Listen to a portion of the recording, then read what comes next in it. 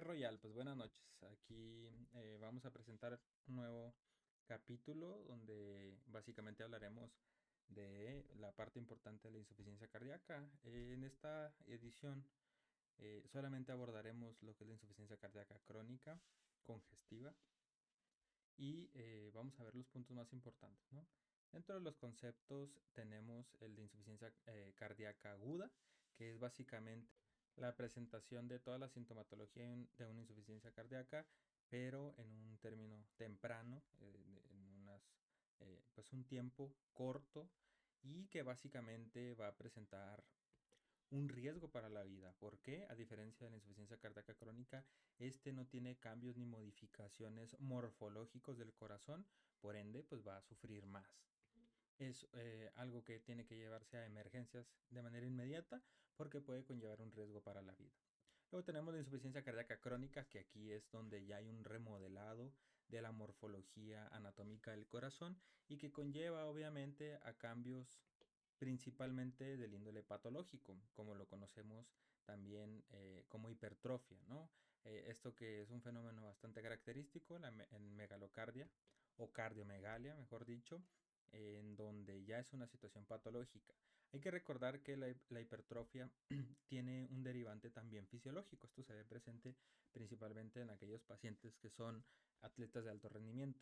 Sin embargo, hay que destacar cuando es hiperplasia, que es un crecimiento en el número de células, y la hipertrofia, que es un crecimiento meramente de la célula. ¿Ok? Luego tenemos cuando es una insuficiencia cardíaca congestiva. A congestivo le llamamos cuando tenemos signos de acumulación de líquidos de manera retrógrada. Esto principalmente dependiendo si es derecha o si es izquierda. ¿Ok? Ahorita lo vamos a ver puntualmente. Y una de las características que encontramos en la insuficiencia cardíaca crónica es la FEBI. La FEBI es la fracción de eyección del ventrículo izquierdo cuando está reducida y la FEBI cuando está conservada. Depende mucho de la bibliografía que tú revises. Comúnmente o en algunas bibliografías mencionan cuando es menor a 35%, una FEBI reducida. Sin embargo, la AJA nos menciona que es por debajo de 40%. Para una FEBI conservada es cuando existe más del 50% de la función y hay un intervalo que le llamamos como espacio de limbo, que es de los 40 a los 45 o de los 35 a los 50, dependiendo de la bibliografía que utilices. Esto depende mucho del lugar donde te encuentres y obviamente pues depende de los síntomas que son el principal foco de atención para cardiología, ¿no? Luego tenemos los factores de riesgo, que básicamente uno de los más importantes y principales es la edad. Se asocia a un incremento del riesgo de tener insuficiencia cardíaca crónica después de los 65 años y esto es más común en hombres. Sin embargo, como hemos visto en pasadas ediciones, en mujeres es un poquito más agresivo. Luego encontramos que las arritmias cardíacas pueden ser un detonante para el aumento del mismo riesgo de la hipertrofia del ventrículo derecho, tanto como del ventrículo izquierdo. También la hipertensión arterial sistémica. Recordemos que toda aquella fuerza que aumente el hino y el cronotropismo, y para tenerlo así nada más aseverado, inotropismo es la fuerza con la que se contrae el corazón y cronotropismo es la frecuencia con la que se contrae el corazón, las veces que se contrae el mismo. Y ambas, tanto las arritmias como el aumento de la presión arterial, aumentan el inotropismo y el cronotropismo de cierta manera, ¿no? Porque recordemos la ley de Frank Starling, que dice que a mayor volumen, mayor fuerza de contracción y mayor veces se va a contraer el corazón para poder suplir o romper con la resistencia vascular periférica, que entramos en otro fenómeno que habíamos mencionado ya en infarto agudo del miocardio. Son varias las formas en las que nosotros podemos aseverar que puede existir una patología y es gracias al gasto cardíaco. El gasto cardíaco depende de la resistencia vascular periférica y del volumen sistólico. Entonces, gracias a esto podemos nosotros determinar el gasto cardíaco. Luego encontramos las valvulopatías, que es un fenómeno también conocido principalmente en aquellas insuficiencias o estenosis de las válvulas tanto mitral como tricuspidia. Sin embargo, esto se asocia de manera secundaria. Es bien importante que descartemos todo valvulopatía en paciente con insuficiencia cardíaca. Y no menos importante, el alcoholismo, el tabaquismo, como ya lo sabemos, causan un remodelado constante y esto porque aumentan la presión arterial, porque aumentan la lesión y pues también puede llevar a a la consecuencia, perdón, de tener una insuficiencia cardíaca congestiva. Existen múltiples más enfermedades, múltiples más patologías o comorbilidades que lo pueden causar. Aquí te número básicamente las más importantes. Luego tenemos algunos criterios para hacer un diagnóstico. Esto es nada más de manera generalizada para que tú lo tengas en cuenta porque es súper importante. Los criterios de Framingham se dividen en criterios mayores y criterios menores.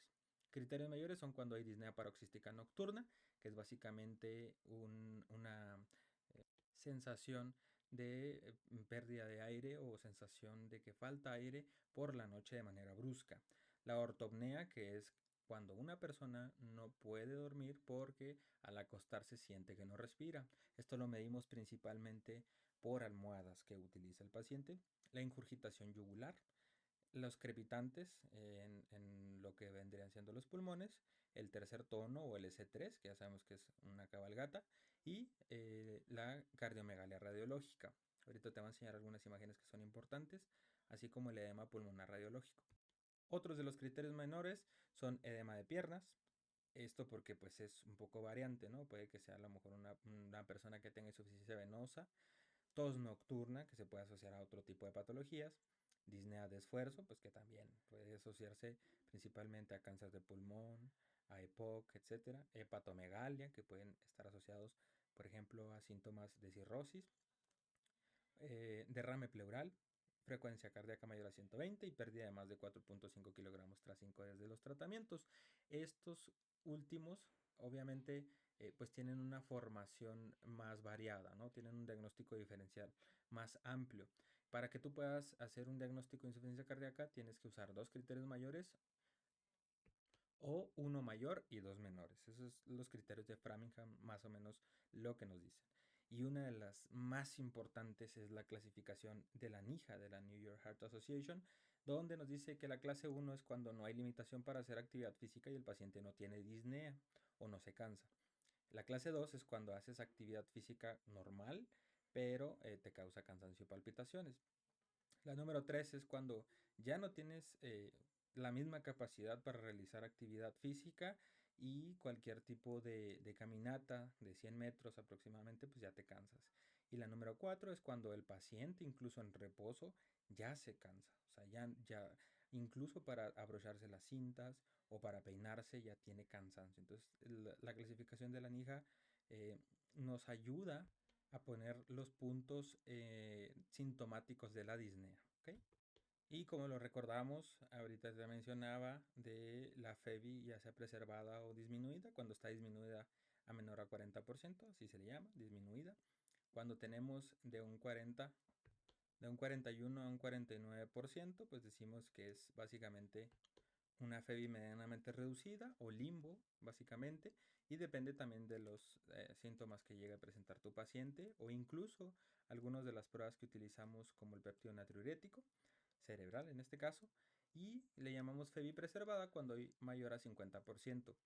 La severidad no se clasifica como tal dependiendo de la FEBI, porque puede haber pacientes con más de 50% de la FEBI, sin embargo tienen síntomas más escandalosos o que puedan tener más eh, problemas en el paciente, ¿no? Por ejemplo, problemas congestivos. Sin embargo, a menor FEBI, mayor riesgo de mortalidad en el paciente. También esta clasificación te sirve para llevar a cabo algún tipo de tratamiento. Hay algunos pacientes en los cuales es bien importante que los sepas subclasificar. Como ya lo hemos mencionado, este tipo de videos son principalmente para estudiantes. Si fuese a lo mejor un video, pues ya para residentes, ya para médicos cardiólogos, pues obviamente mencionaríamos todo de manera más detallada, así como las indicaciones pertinentes para un trasplante, así como los distintos tipos de medicamentos que pueden traer beneficios en FEBI conservada, pero que en FEBI reducida ya pueden conllevar a un riesgo. Por ejemplo, la furosemide. Pero eso será un tema a lo mejor para cuando ya nos pongamos más explícitos, ¿no? Más a fondo. Ahorita nada más de manera general los vamos a estar viendo. Luego tenemos la fisiopatología, cómo funciona o por qué se presenta este tipo de enfermedades. Ya te lo mencionaba, tenemos dos principales autores, como lo son la resistencia vascular periférica y la presión sistólica. Eh, Básicamente, cuando hay una vasoconstricción constante, pues aumenta la resistencia vascular periférica, por lo tanto aumenta la presión, pero disminuye el flujo. Y esto va a hacer que el corazón se esfuerce más para poder romper contra esta resistencia. Básicamente es como si colocaras una bomba de agua en una tubería donde hay un taponamiento. ¿Qué va a pasar con la bomba? Se va a esforzar más, va a sonar más y se va a poner más escandaloso, incluso hasta le llega a salir humo, ¿no? Se puede descomponer. ¿Por qué? Porque trata de romper con esa resistencia y necesita aumentar su presión. ¿Qué va a pasar con la bomba en algún momento? Pues se va a parar, ¿no? Se va a descomponer. Lo mismo pasa en este caso. Y muchos de los fenómenos que encontramos, aquí te pongo una imagen donde la angiotensina 2, que es básicamente un vasoconstrictor potente, pues tiene una de las partes protagónicas, porque a mayor secreción de aldosterona, mayor secreción de angiotensina 2 y mayor resistencia vascular periférica va a provocar. Eso conlleva a que el corazón se tenga que esforzar todavía más, ¿no? Por eso damos medicamentos que funcionan a este tipo de niveles, como por ejemplo los inhibidores de enzima convertidora de angiotensina, que convertirían básicamente la angiotensina 1 en angiotensina 2, o aquellos que son los antagonistas de los receptores de aldosterona. Perdón, los antagonistas receptores de angiotensina 2, que básicamente tienen su misma función. Sin embargo, funcionan también a nivel de aldosterona, de manera negativa, ¿no? Disminuyen su secreción de cierta manera. Recuerda que la aldosterona es un mineralocorticoide que se encuentra en la glándula suprarrenal y esto, pues su secreción aumenta la presión gracias a que pues esta enzima regula lo que es la sal y el agua. Muy bien, espero que te haya quedado claro. Tuve un pequeño error. Estos videos comúnmente me los aviento directitos, ¿no? En el cuadro clínico encontramos el síntoma principal que se asocia a más del 60% de los pacientes, que es la disnea, que es la sensación de falta de aire, así como la congestión. La congestión te ayuda mucho a visualizar si la hipertrofia es de ventrículo derecho o si es de ventrículo izquierdo. Cuando es de ventrículo derecho, básicamente todos los síntomas son retrógrados. ¿Ok? Si tu corazón derecho está teniendo un aumento en su musculatura, todos los síntomas que vas a tener son principalmente en los miembros pélvicos, en los miembros superiores, incluso en la panza. Esto se le llama, o estómago, mejor dicho, en abdomen, básicamente. A esto se le llama ascitis, que es la acumulación de líquidos en el peritoneo. Esto se le llama edema. El edema nosotros lo podemos diferir porque se forma una fobia. La fobia es cuando tú pones el dedo y haces presión, y esta fobia permite que tú digas que el signo es positivo de Godet. Se le llama signo de Godet positivo de 2, 3, 5, 7, 9 segundos, dependiendo del tiempo de duración para que vuelva a su estado normal. También hay ingurgitación yugular, que es básicamente porque hay un aumento en la presión retrógrada, y esto causa que la vena yugular empiece a saltonear, ¿no? De cierta manera. Y cuando tienes tú una hipertrofia de ventrículo izquierdo, ¿qué va a pasar? Si es retrógrado, ¿hacia dónde se va a dirigir? Exacto, se va a dirigir hacia lo que es la vena pulmonar. La vena pulmonar básicamente lo que va a causar es que se esté congestionando, y entre más dura el líquido en un espacio o en un lugar, mayor se va a difundir hacia el tejido. O sea, si dura más tiempo en vena yugular el líquido, la difusión facilitada del agua hacia el tejido va a ser mayor, por lo tanto vas a encontrar un edema pulmonar. ¿Y cómo sabes que hay un edema pulmonar? Porque hay un borramiento de los procesos costodiafragmáticos, que son estos que se verían aquí, y también puedes ver una consecutiva de un crecimiento cardíaco, ¿no? Lo que le llamamos cardiomegalia. Y de esto pues va a depender para que tú puedas hacer tu diagnóstico. Tu paciente va a tener tos, va a tener disnea, va a presentar distintos tipos de signos, incluso tórax en tonel, dependiendo, y algunos tipos de respiración anómala, como la respiración de Kussmaul, de Shane Strokes, etcétera, ¿no? Entonces ahí ya conlleva un riesgo y es algo que se debe tratar de manera inmediata. ¿Por qué? Porque si lo dejas progresar, puede desequilibrar a tu paciente. Luego encontramos el diagnóstico. Para que tú diagnostiques un paciente con insuficiencia cardíaca, de los primeros y de los principales es un electrocardiograma. No es el estándar de oro, sin embargo te ayuda mucho a visualizar la parte del corazón. Aquí notamos pues una hipertrofia. Recuerda que si está en B1, B2, el crecimiento de los QRS, en este caso la R, están alargadas o están muy grandes. A esto le llamamos hipertrofia de ventrículo derecho. Y si te vas a B5 y B6 y ves lo mismo, vamos a tener también una hipertrofia de ventrículo izquierdo. En algunos lugares lo puedes encontrar como el signo de pico de pájaro o otros tipos de acrónimos o nombres que se les dan a este tipo de patologías, ¿no? Pero básicamente vas a ver más de 2/3 de lo que debería de medir una R en cualquier otra de las derivaciones. Pero si lo ves en B1 y B2 son de ventrículo derecho, si lo ves en B5 y B6 son de ventrículo izquierdo. Luego, las pruebas complementarias siempre es bien importante que depende de dónde te encuentres. Te encuentras en un lugar donde solamente tienes para hacer electrocardiograma y radiografía, pidas los dos porque la radiografía te ayuda a distinguir si hay una cardiomegalia.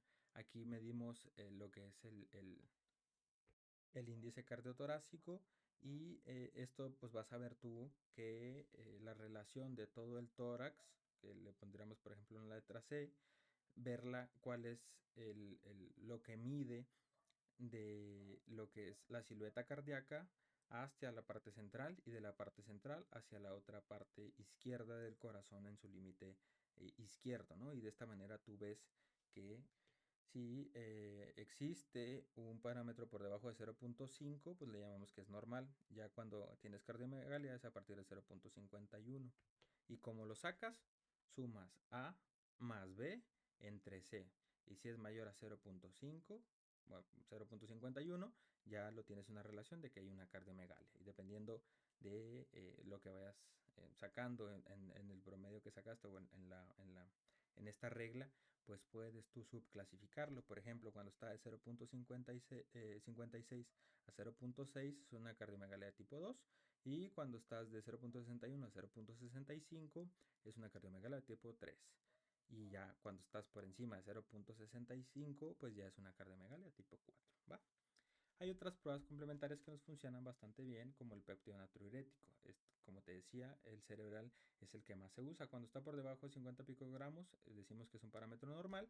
Y cuando está por encima de 50 picogramos por mililitro, ya puedes hacer una técnica diagnóstica con ecografía o incluso con otro tipo de herramientas y te permite ver si tu paciente tiene una cardiomegalia. A esto le tienes que sumar la fracción de eyección del ventrículo izquierdo, ya sea conservada o reducida, y con esto pues llegas a tu diagnóstico. Siempre todo paciente que tú notes alguno de estos parámetros diferentes o elevados, hay que pasarlos con cardiología, ¿va? También está el ProBNP.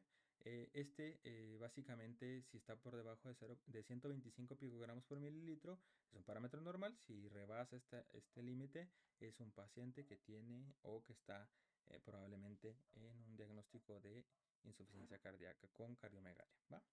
El tratamiento yo creo que es de las partes más importantes. La parte no médica conlleva a que tu paciente cambie todavía su estructura de dieta. Recuerda que una dieta DASH, una dieta mediterránea son la mejor opción. Sin embargo, también tiene que sumarse algún tipo de ejercicio.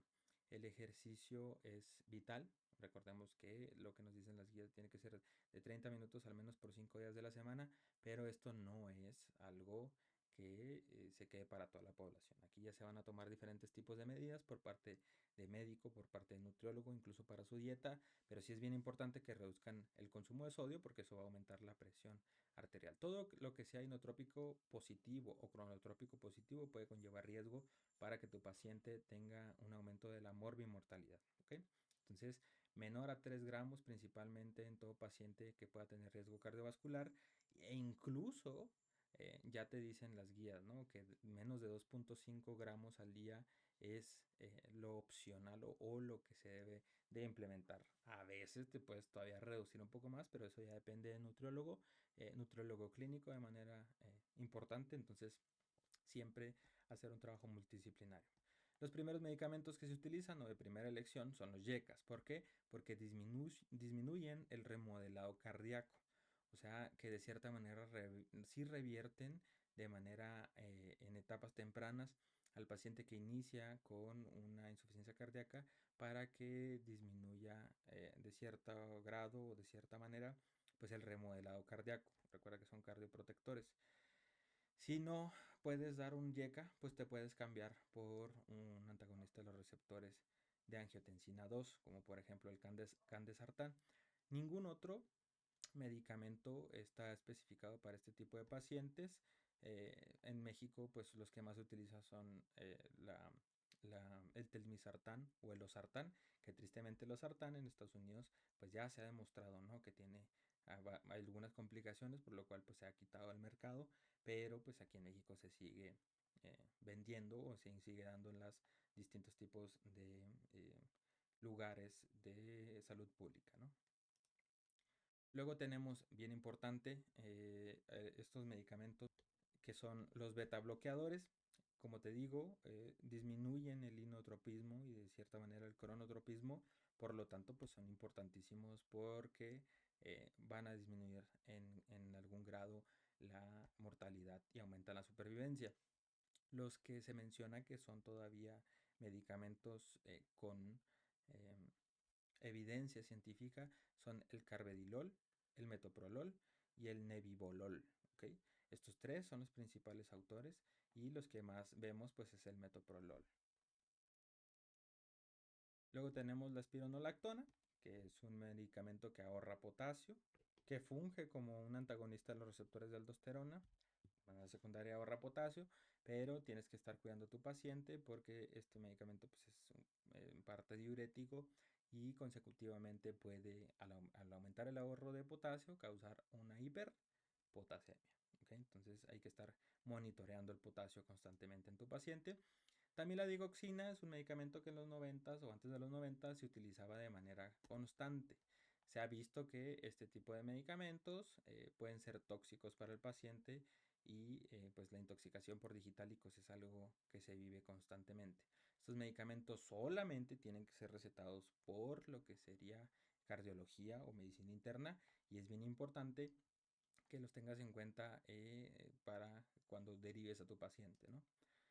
Después tenemos la furosemide, que este medicamento no se recomienda que se dé de manera crónica porque eh, es un diurético de asa de Henle. Esto pues va a aumentar la secreción de sodio y de agua y consecutivamente pues va a llevar a que el paciente disminuya los síntomas congestivos. Sí se utilizan, sí son buenos, pero se utilizan por un periodo corto de tiempo e incluso solamente de vigilancia hospitalaria. Se documenta o se dice que solamente se dejan los casos en los que el paciente trae mucho edema o congestión, incluso edema pulmonar, y que sean siempre monitoreados, ¿va? Entonces, periodos cortos de tiempo, de preferencia hospitalarios, y que sean monitoreados, ¿va? Luego tenemos la hidralacina, que también es uno de los medicamentos vasodilatadores que se establece que pueden ayudar muy bien. Sin embargo, pues si tienes un paciente que tiene una presión arterial baja, menor a 90 sobre 60, pues es preferente que este tipo de medicamentos no lo des. Es como por ejemplo los nitratos, ¿no?, que te pueden causar una vasodilatación, pero pueden conllevar a un riesgo secundario. Entonces es bien importante que veamos que solamente se utilicen si el cardiólogo lo indica. ¿Sale? Básicamente esa es la parte del tratamiento médico. Sabemos que el tratamiento definitivo del paciente con insuficiencia cardíaca es el trasplante, ¿no? Porque ya no hay vuelta atrás después de tener eh, insuficiencia cardíaca. Sin embargo, puedes reducir los síntomas, puedes aumentar la supervivencia, puedes disminuir la mortalidad eventualmente, pero de manera general estos son los medicamentos más utilizados que puedes utilizar como médico general y que puedes tú prescribir. Sin embargo, siempre estás a expensas de que cardiología o medicina interna tomen una decisión pues más elaborada, ¿no? Espero que te haya gustado hasta aquí este tema, bastante complejo, pero a la vez traté de sintetizar lo más posible y muchas gracias por vernos otra vez por este lugar. Así que bonita noche para todos.